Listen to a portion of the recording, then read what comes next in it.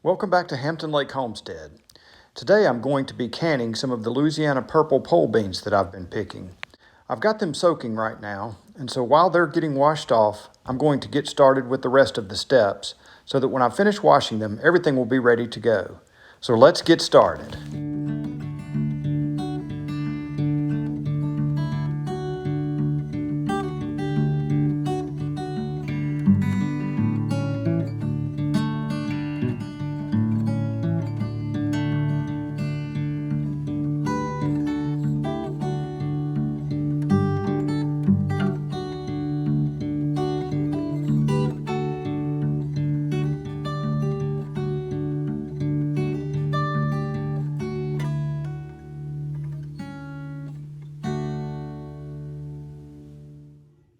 First, I need to sterilize the jars. I've already washed them, and so now I'm going to put them in the oven at 200 degrees for at least 20 minutes. These will be in there quite a bit longer than that while I prepare the beans. The next step is to get the canner itself ready to go. I'll start by putting 3 quarts of water into the canner, and then I'll put it on the stovetop to warm up. Notice how the gasket in the bottom is in place. It's important that it stay in place and that you do not set jars down on the bottom. Also, add 2 tablespoons of white vinegar. And now I'll put this on the stove so that it will be getting warm and ready to go once the beans are ready. Now that everything's set up and the beans are washed, it's time to start preparing the beans. Young tender ones like this don't need to have the strings removed. They are just broken into 1-inch lengths and then are ready to be canned. The more mature beans will need to have the strings removed as shown. I typically remove the strings on both sides of the bean. When about halfway through processing the beans, I will get the water ready that's going to go in the actual jars by getting it boiling. For this, I use filtered water because it will actually go in the jars. And there's the one I've been looking for, which is, of course, the last one.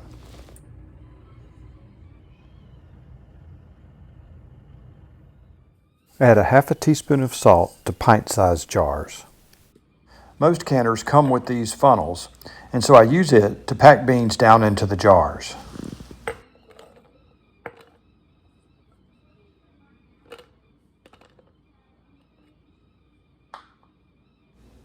By shaking the jars, the beans will settle down further into the jars, and more will be able to fit per jar.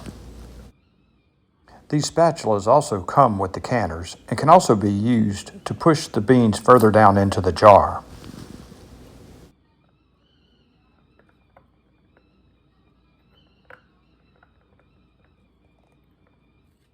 Once there is approximately 1 inch of headspace left in the top of the jar, it's time to add the boiling water. The same spatula has slots at the end that allow you to determine the headspace. The top one is 1 inch, 3/4 inch, ½ inch, and 1/4 inch.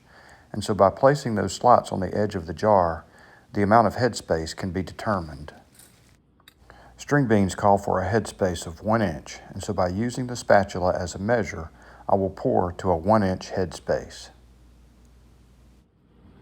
Now to remove any air that may be trapped underneath the beans, the spatula is inverted and run throughout the beans to remove the air.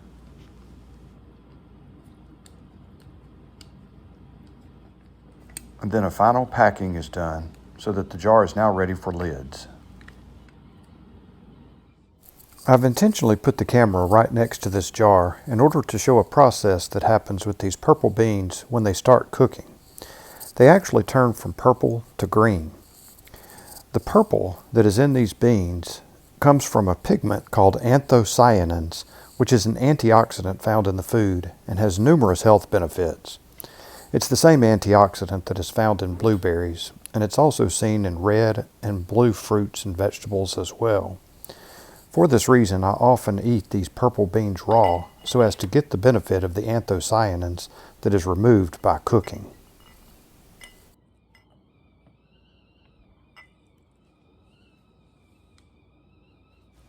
And hopefully you can see that some of the beans toward the top are already starting to turn green.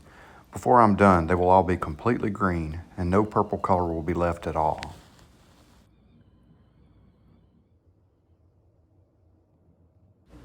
Before placing the lids on the jar, make sure that the jars are wiped off well so that no contaminants are on them that will keep the lids from sticking to the jar. Once the rims are clean, you just want to put the lids on as shown and apply the band on top.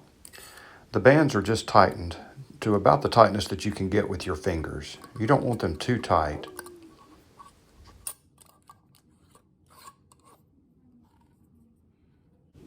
And now this jar is ready for the canner. Now each of the jars are placed in the canner, and again make sure that the gasket is on the bottom so that the jars are not resting on the bottom of the canner.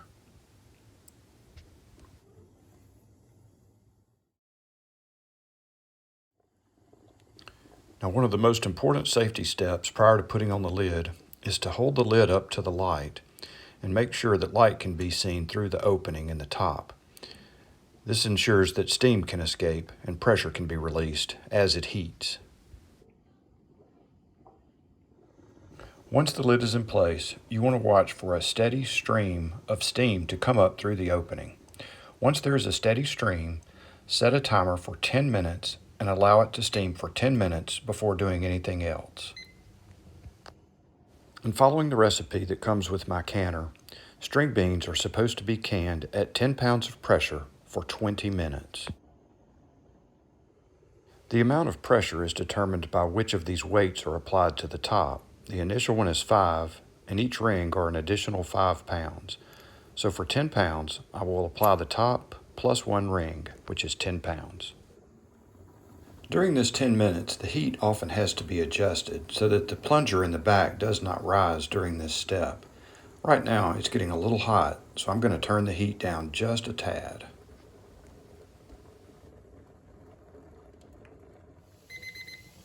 Now that 10 minutes are up, it's time to apply the weight to the top. I will apply the weight and then adjust the heat until the plunger comes up in the back. Once the plunger is up, the next step is to wait for the weight to start rocking.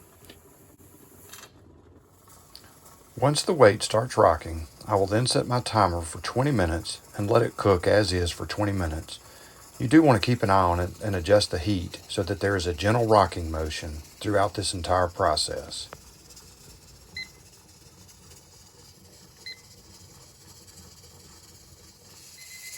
After 20 minutes, the canner is taken off of the heat and allowed to cool. It is important that the weight is not removed from the top until the plunger in the back has gone back down. Do not try to speed up this process. Just wait for it to cool on its own and for that plunger to go down. Once the plunger has gone down, then the weight can be taken off and the lid can be taken off of the canner. Now that the plunger is down, the weight can be removed and the lid removed from the canner. Once the lid is removed, the jars can be taken out one at a time and placed to cool. It's better to place them on a towel so that they can cool easily and a seal can form on the top of the jars. Now, the only step left is to let them wait and cool off some more. As they cool, you'll hear a popping sound in the top of the lids as they form a seal.